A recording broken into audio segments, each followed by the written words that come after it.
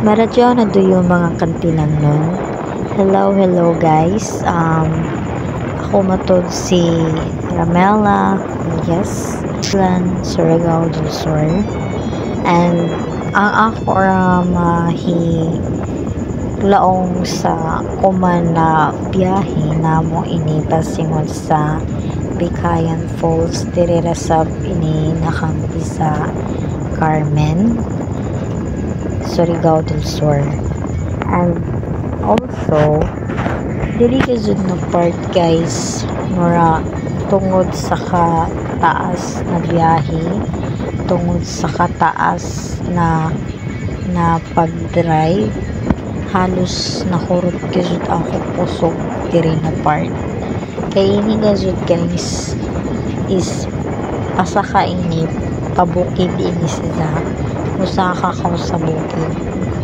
Hindi to nimo makita tanan view na imo angay makita. Dito ko na-realize na feel sab na ako na what if maguya ako sa bukid, then amo ini ang view na makita na ako, like what if diri ako magkuan na magpamilya zon. Diri na ako naisip na grabe ka jud ka peaceful if amo ini ang imo lifestyle sa imo tipo kinabuhi. Diri nimo dili ka makamanauna ng mga gana, like may gazud mga babag sa imo kay tungod sa ko sa taas kung mga makakita ako ng mga tao, pero dili alaong na everyday kay tungod ang mga tao is busy sa ilang ugalihon kay tungod dyan sa bukid. Then ini samtang nag-drive ako, nabi ako mga nakita ng mga bisan uno na pagpasingon dito sa kalibuanan. Then kaya sa gusod lain na makita kung di dayan na diba? But ini ako na experience. Actually guys, ganahan gusod ako mag-travel alone.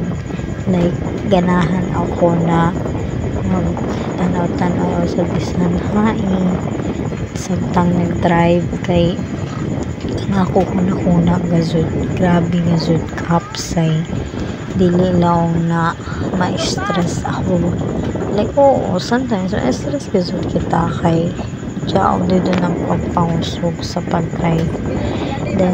Then na ako na-realize guys na tungod kay ako as a person, as a girl, nagigazud ako gusto, then dili na ako makita kung uno ako, kung uni ako gusto. Pero gusto na ako na pukon maginigamutan na ako na makahanap ako ng lupa na gana na kung ini sa pagpangita na ako sa vlogging. Gusto na ako na mas ma-improve ako. Then gusto na ako ang vibe sa dagat sa bukid is combine yun sila guys, dili ilaw na bukid na actually ganahan ko sa bakod magkahilig ako ng mga vegetables, hindi gazod ako mananong guys. Amazon ako kalinigan kay tungod taga ilazi sa gazod ako, din ako mama taga ila dyan din ang ako papas dyan sa dagat kumbaga dito sa entrance sa Surigao or Siargao, sorry then Amazon guys, then Amazon ako gusto na vibe kay in case na gusto na ako mag-bukid dool na sab, in case sab na gusto sab na ako magpadagat dool na sab, dili law na biyahe pa ko, gusto pa na ako bukad to sa Lazo para makakita ko ng gana ng view, which is gana sab sa makakita ko na mas gana pa, pero mas gana gazod if jaon na gazod mo sa imo at tumbangan na ay gusto na ko kato dito zaon kay samtang gazod ay taboy gazod ato problema labi gud ato una-unaan if ikaw ra isa. Then ako, if ma-feel na ako ra isa, may ako ka istorya.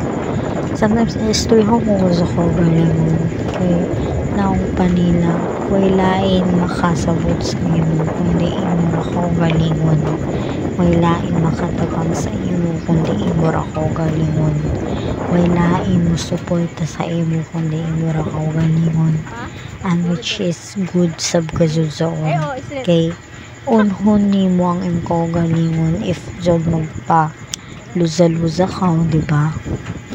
Dito nimo makita if magpaluza-luza ka, the more gazud ka na mas luzahon, the more gazud sab ko na ma-stress. Kaya dapat gazud imo ipakita sa imong galingon na ay dapat dili ko magpaluza-luza kay dapat kusgan ka, dili sab sa laong nakusgan ka ha, pero dapat dili ka magpakita na tagluza ka. Pero niabot na to sa awa kinabuhi guys, pero diri balik na ta. Ini nakampi guys, is pasingod na ini dito sa Bikayan first na ako taglaong. Then grabe gazud ini kalazo guys, as in. Then ang dayan di masabot. Pero worth it kahapon ini pag-abot dito sa kaliguan na kay grabe gazud katinaw sa tubig, full sila guys, di gazud ni maikamahay, tignaw pagazud, tinaw pagazud sanan kana sa gazud. Then struggles is real gazud.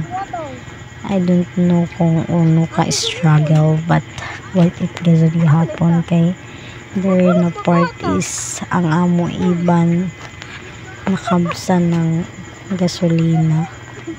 Then mag-stop kami diri kay magpagas sila. Then diri ra lang anay ta siguro taman kay nakabsan sila ng gas. Then diri na sab anay kami maghuyat-huyat. Then namura to guys, bye bye.